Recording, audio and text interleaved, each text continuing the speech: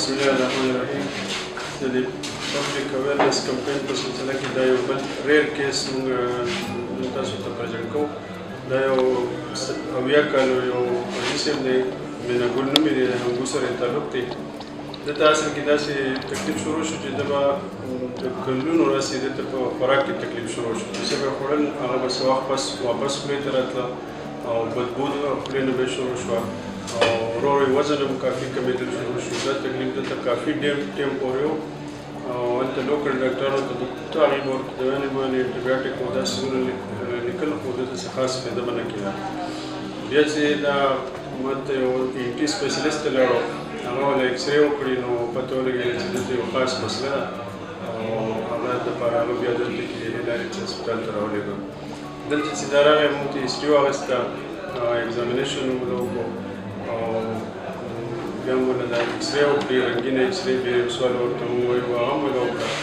نو پته ولګېده چې دا یو خاص قسم بیماري ده، دا ډېره ریر ده، ډېر کمو خلکو کې، په لکونو خلکو کې چېرته یو مریض ته داسې کېږي. او داسې وایي چې ENT سرجن د خپل ټول پریکټس په دوران کې تقریبا 3 یا 2 کیسونه هغه ته مخې ته راځي. دونه ریر ډیزیز دی دا. او دا ایکسرو کې د دې مریض دا ایکسرې دي، دا یو ډېر غټ پاوچ جوړ شوی دی. دا د خوراک د نلۍ سره خواته یو بل داسې کوکنۍ شانته جوړ شي، د خوراک نلۍ چې دا هغه بلکل تنګ شي، په هغې کې خوراک نه پاس کېږي او دا په دې کوکنۍ کې خوراک ټول جمع کېږي. دا کوکنۍ چې کله د خوراک نه پوره ډکه شي نو هغې نه پس لږ لږ خوراک بیا خوراک په دې نلۍ کې پاس کېدل شروع شي، هغه ډېر کم وي او د مریض ضرورت نه پوره کوي. او دې جمع شوي خوراک نه بیا مریض ته ډېر تکلیف وي، هغه ته بدبو راځي او په مرۍ کې داسې ښکاري چې څه به کېږي دننه. دا د بل لیټرل ویو دی. دا هم دغه دې بیمارۍ ته موږ زینکر ډایورټیکولم وایو. دا هغه ډایورټیکولم دی چې کوم د خوراک د نلۍ سره خواته اټیچ یو کونکۍ جوړه شوې ده.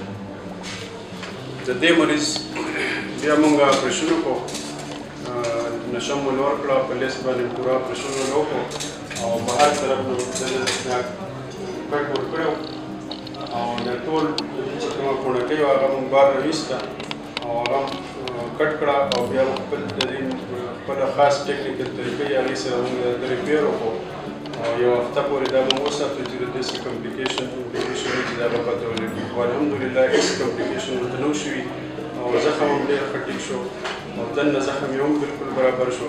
اوس دا میاشت تقریبا شوې ده چې د اپریشن شوی، اوس هسې فالو اپ ته راغلی. نو موږ دله اوس نوې ایکسرې وکړي. دا د نوې ایکسرې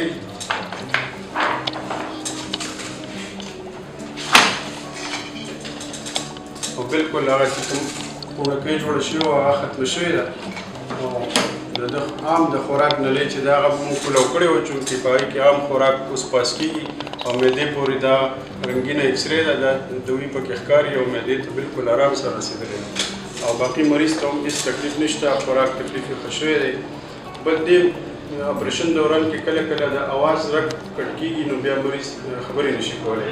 نو الحمدلله هغه هم بچ شوی دی او مریض هغه ته تکلیف هم ورته نشته، اواز یې ټیک دی، اواز یې برابر دی. السلام علیکم.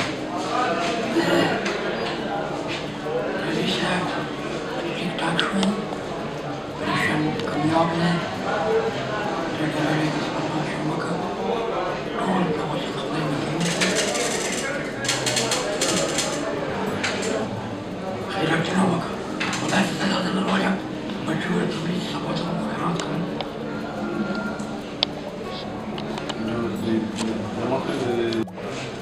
السلام علیکم.